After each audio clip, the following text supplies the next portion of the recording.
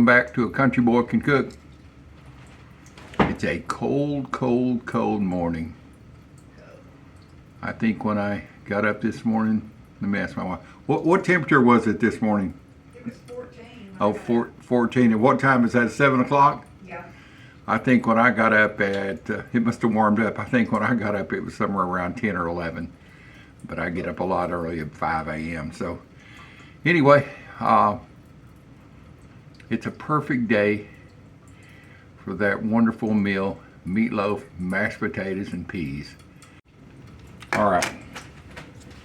I buy these meatloaf when they're on, or meatloaf, when they're hamburger, when it's on sale. There'll be 2 of these 1 pound pieces in a pack. I cut them in half and wrap them in plastic wrap. Put the date on it, what time or when I put it in, what day it was, and saves a lot of money. These are running about $2.80 a pound. When if you just bought a pound of it, it's almost $4. So I've let this thaw out in the fridge overnight.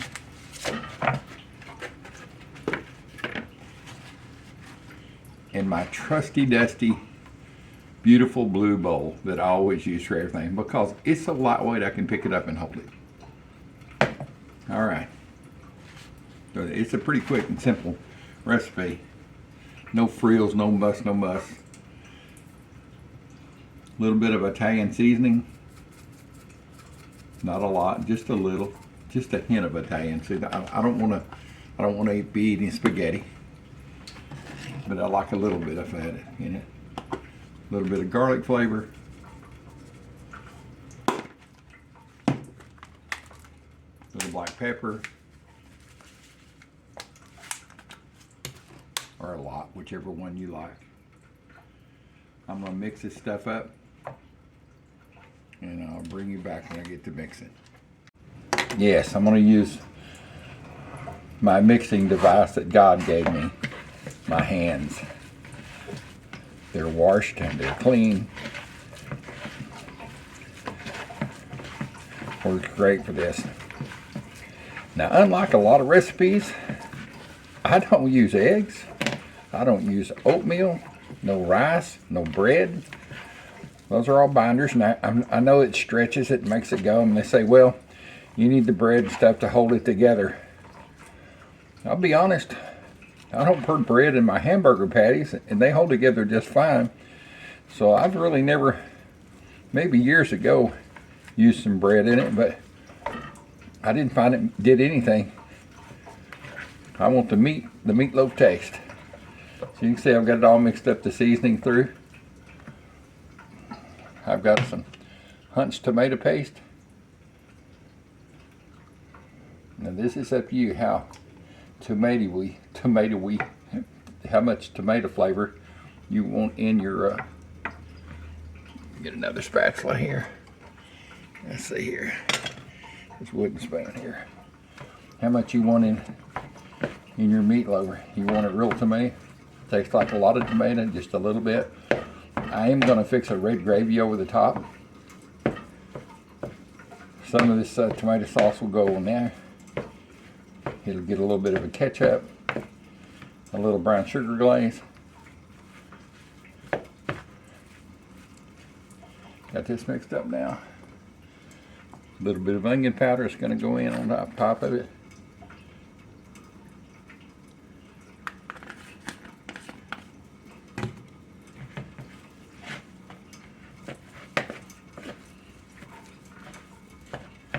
Yeah, the old dude standing up doing this.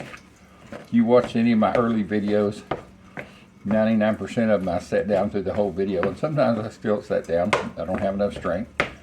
But it's early and I've got the strength this morning. So it needs a little bit more. I'm just going by looks and not texture, but just the look of it.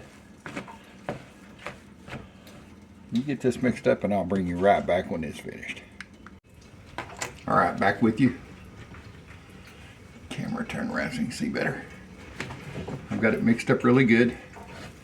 It's not juicy or anything like that. I mean, if you really want a meatloaf that's got Lots of juice run out of it. Now, this is not the recipe. I want to be able to cut this into small pieces, slice it for dinner, and one of my favorite things is cold meatloaf on white bread. Oh, yum.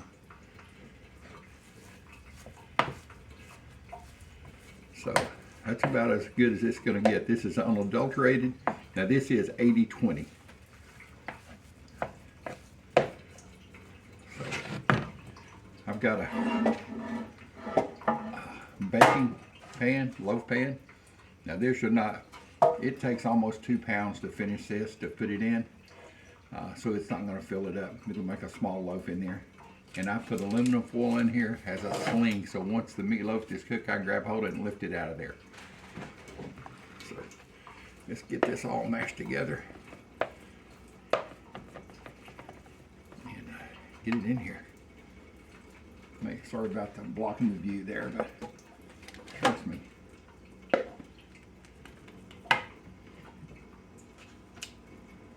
All right.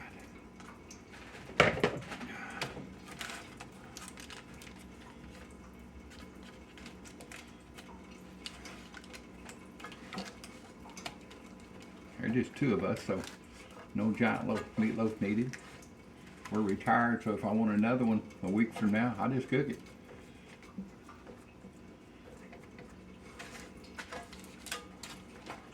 All right. Pretty little loaf. All right. I preheated my oven to 350 degrees. It's going to cook for about an hour.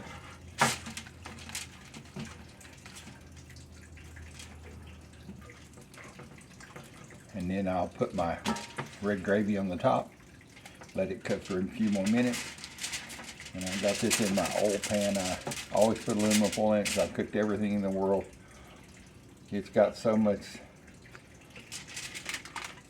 stuff in the bottom, it don't matter. I use it just for this. Let me get this in the oven. I'll bring you back in a little bit. All right, let's check the temperature. It's been in here about 50 minutes.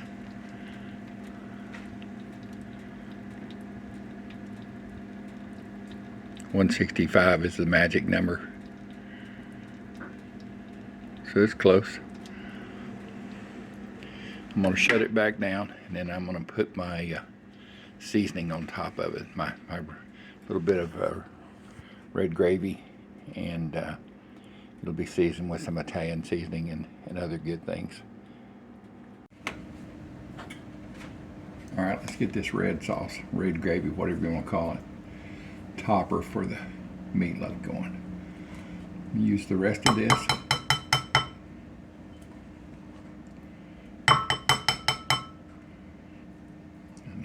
I hate that beating on stuff like that. It amplifies them. Let's see if we can get it all out of here. Yeah, all out of here.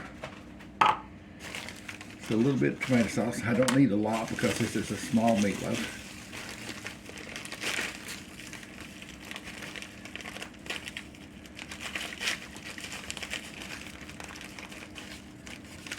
But when it's around 150 or 60 degrees, you want to go ahead and put this on the top. So it gets a little tomato paste, a little brown sugar,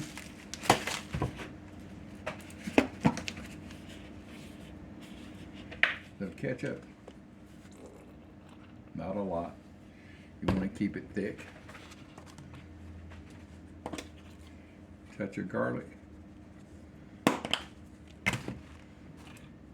touch of Italian seasoning. Not a lot of that either.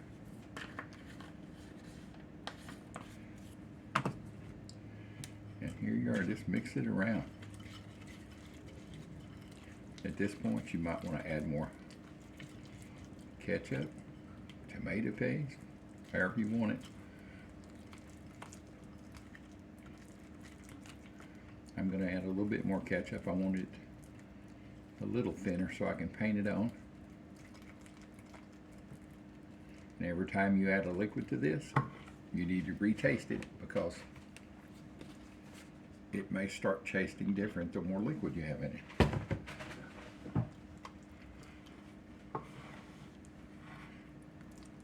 See that there? I want it spreadable. I know a lot of people like brown gravy on their meatloaves.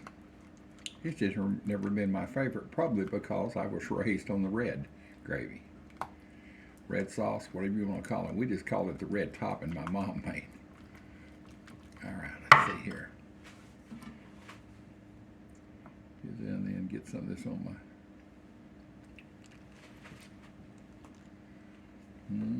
a little bit more Italian.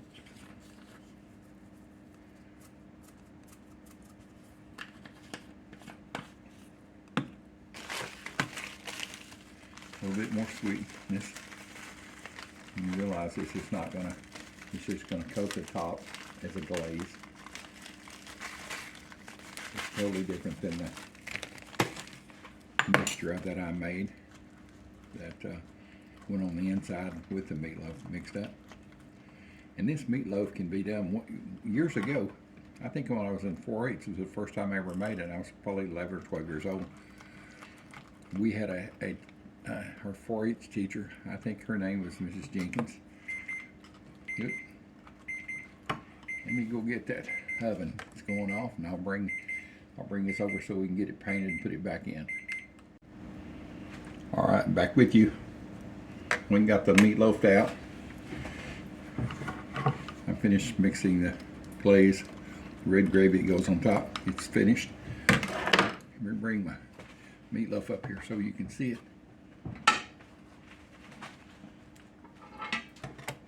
And once this is cooked, and you could eat it now, I believe it's close to 150 to 60 degrees. I don't eat my hamburgers even at high temperature, but I ate them about 140. Let's see here. It's 158, 159,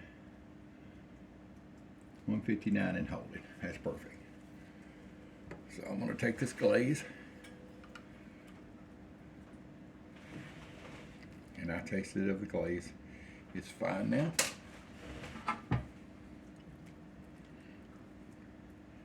And I'm just going to paint it over the top of it. Alright, let's see here. Meatloaf's holding together really good.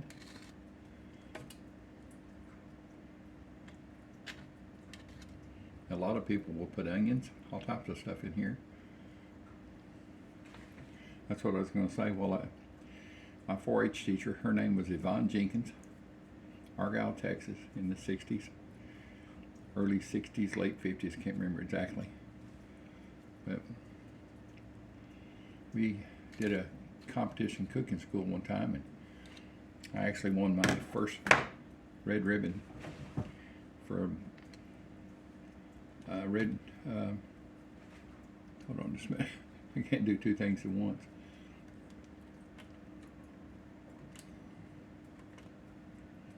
Okay, for a cake. And she taught us how to do a meatloaf. And you take the meatloaf and you're forming it, and you take cheddar cheese, slices of cheddar cheese or chunks of cheddar cheese, and you mix it with sweet onion. So in the center, when this meatloaf is made, you open it up, you put all that cheddar cheese and onion in it, and then fold it back over and bake it and put your red sauce on top. So, and you let it cool. Once it's cooled, you can slice into it. And you slice into it in the center, you've got all these onions and this wonderful cheese going out throughout it.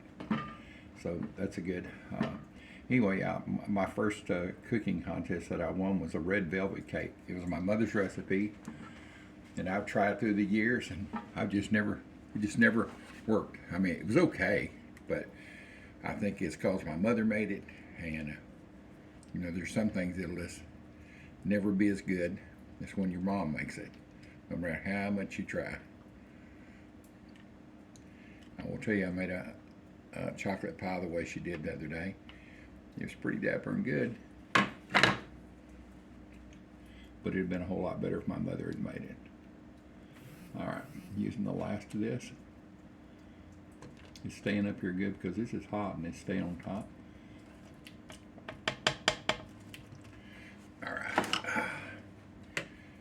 in the oven this will go.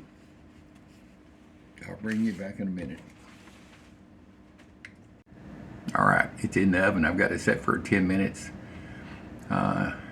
Don't put it on broil or anything to hurry it, because the sugars and that ketchup and everything will burn. Just let it cook and let it just sit there until it firms up. Be sure, and once you pull that meatloaf out, wait at least 15 or 20 minutes until it cools down before you slice it. I wanted to tell my Facebook friends that have Facebook and YouTube friends that have sent a few letters. Got a couple of emails from some people. I had a person ask me one time in a question, how do we get in touch with you? So I started putting up at the end of my videos my contact information. It's got a P.O. box, A Country Boy Can Cook. It's got my email address. And I've got a couple of cards. I've got several emails from different people from all over the country. One from Sweden, which is always great.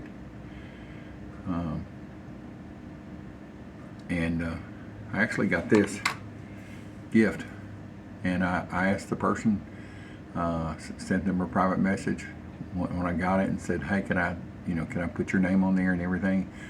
They said no. So I'm gonna get up here close. I don't know if you can see this or not. It is a gold cleaver, chef's cleaver on a gold chain. And I thank you very much. I'm definitely, it was letter said to the chef. Well, I ain't no chef. I ain't even a chief. But I guess I'm the only chef here in the house. So thank you very much for your gift. It was such a great surprise. And I've also got this shark tooth. You can see it here. I don't know if you can see that or not. Let me get it out here. There it kind of, anyway, there's a shark tooth there. Well, get it out like this. Well, it's really not a shark tooth. It could be a boar's tooth or a bear claw. It's actually a piece of deer antler from a deer that I killed years ago. And my next door neighbor, Porter, that's on some of my videos, he started using some antler to do different projects on building knives and stuff with, and he made me that for my keychain. So I put it on here with the cleaver. So anyway, thank you everybody for the wishes and the few cards I've got and the emails. I really do appreciate it. Let me get back with you here in just a little bit as soon as this comes out of the oven. And of course I've got to make the peas and mashed potatoes. The mashed potatoes are going to be no problem. They are leftover from the other day. They've been in the freezer. I pulled them out, letting them thaw. That's a perfect way. Even if you've got a day that you're not cooking anything, make you up some mashed potatoes, put it in vacuum pack bags or Ziplocs, kick the air out of them, write the date on the side, put them in the freezer. They freeze excellent. Bring them back out and serve them. I've got some that I'm going to make potato pancakes with. So anyway, tell me, what part of the country are you watching this from? What's the temperature where you're at? It's pretty cold here for the next 3 or 4 days here in Texas. And I know there's other parts of the world, it's probably the fall or the summer. But I'd like to know what the temperature where you're at, and is it cold? And also on the meatloaf, do you like the brown gravy or the red gravy? What's your favorite? I just grew up with the red, and so it is my favorite. It's what Mom made. And most of my cooking is about memories. Is the food just good? I realize that because, hey, I didn't get this little for nothing. But it's all about memories. This meatloaf is out of the oven. Let's go over the recipe. There's 1 pound of 80/20. I mix my seasonings into it. A little tomato paste, garlic Italian seasoning. What else did I put in? A little bit of black pepper and onion seasoning, onion powder. Mixed it all up good by hand. These boys here. Put it in this loaf dish. I put this sling in there and I sprayed the bottom of my pan before putting the sling in there. I sprayed it with nonstick. I sprayed the sling with nonstick, that way once this cools down, it'll just pop right off of there. I cooked it until it was about 100, almost 160 degrees. That was about 55 minutes at 350. Brought it out, checked the temperature, made my red glaze to go over the top of it, and put it in for 8 more minutes. It was ready. It had set the glaze, and it's going to be wonderful for dinner, which is a couple of hours away. So I'll bring you back when I get the mashed potatoes up and my peas are frozen. We've got to get those out and cook those, and we'll get it all plated up. All right, let's get back to this meatloaf and this Sunday dinner. Remember I told you the meat sling? Let's see here. You can get a shot of that.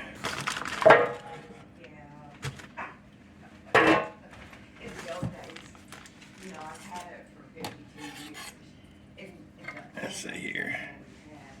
I tell you, I understand. Let me go in another room. My husband has a big channel. No, I'm gonna go to them because I want to talk to you. Slice this up real pretty. They have assistance programs because I used to. All right. Oh, mouth watering.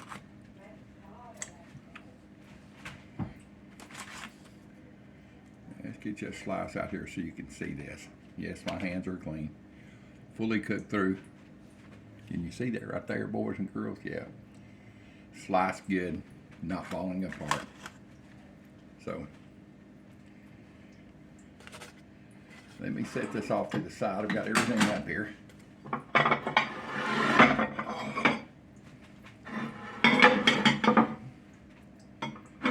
Let's see here.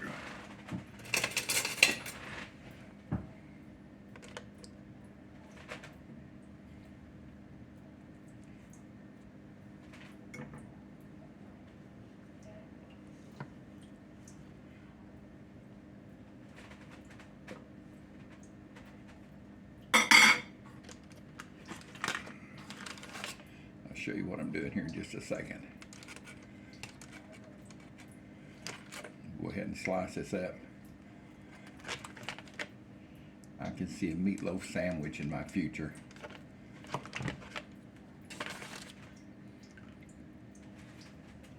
This has been in the fridge, so she's cold, and that's fine.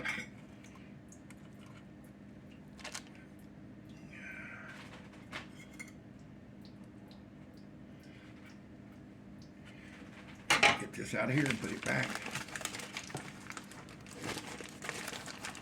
The sling works wonderful. If you've never tried this, do it. It's easy to get meatloaf out of the pan.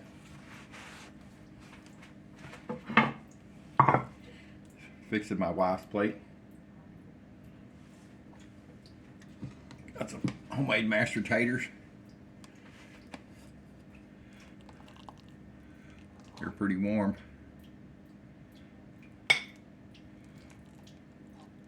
I have another video. I'll try to put a link to it on this page, how I make my mashed potatoes. I literally make them with a hand masher. Does it get out all the lumps? No. That's great for me. I mean, it's real potatoes. I use frozen peas, not canned. Put them in some water, microwave for about 3 minutes. Pour the water off, put in some butter, cook it for another minute. And there you are, boys and girls. All I'm going to do is put this in the microwave for about a minute. You could do that before you put your other food on, but I know she will like hers nice and warm. And she's just answered a phone call, so too sad. I've got a big slice of sweet onion on mine.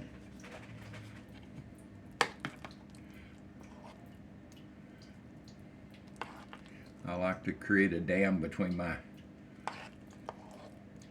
meat mashed taters. I put the meat and the mashed potatoes in between the meat. I'll get it out there. It's been a long day. Still way below freezing here.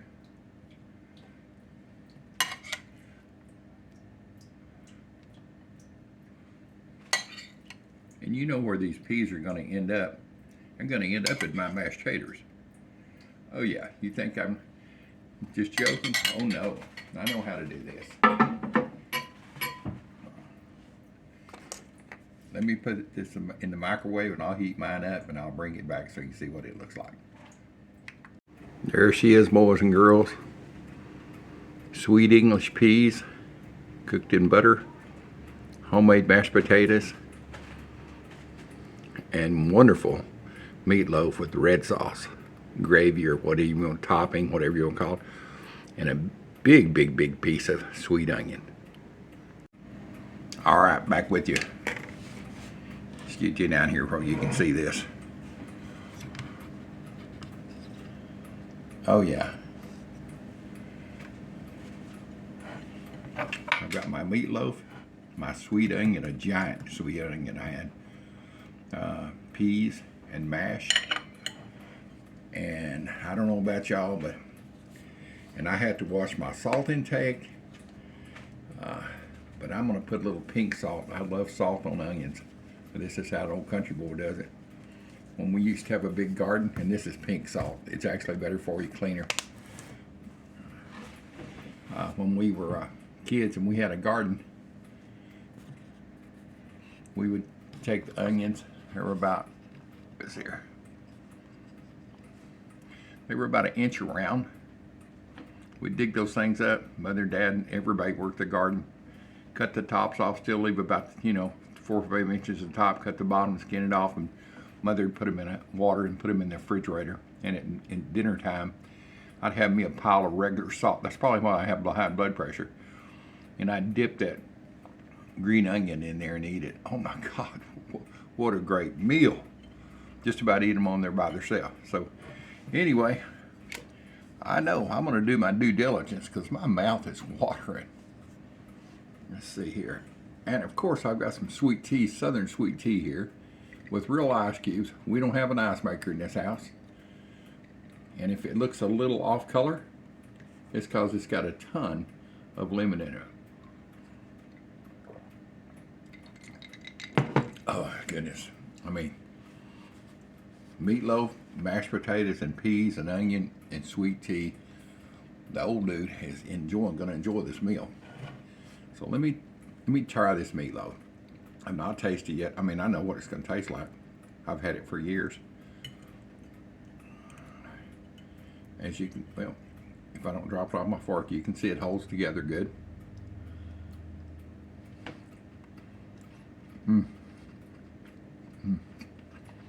Oh, that's so good.